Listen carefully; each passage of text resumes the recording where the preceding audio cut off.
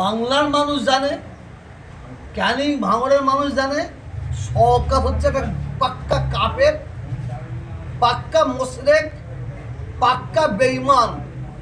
যে শওকত হোলির সময় হোলি খেলছে, যে শওকত দুর্গা পুজো যে ওই ঠাকুরের সামনে গিয়ে তেলক নিচ্ছে, যে শওকত ঠাকুরের সামনে যে মাথা হ্যাট করছে, যে শওকত ওই কি বাতি ইয়ে জ্বালাচ্ছে, কি বলে প্রদীপ জ্বালাচ্ছে, যে শওকত এইরকম চোখ মুজে দাঁড়িয়ে আছে, দুটো মহিলা ওকে ধরে পুজো করছে, ও মুসলমানে নয়, ও কাফের।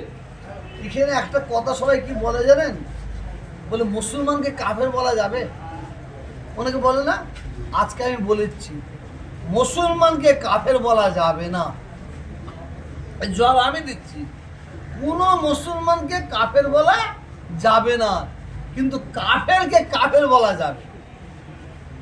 কোনো মুসলমানকে কাফের বলা যাবে না, কিন্তু কাফেরকে কাফের বলা যাবে। যদি কোনো মুসলমান কাফের হয়ে যায় তাকে কাফের বলা যাবে। কিছু বুঝতে পারলেন কি না?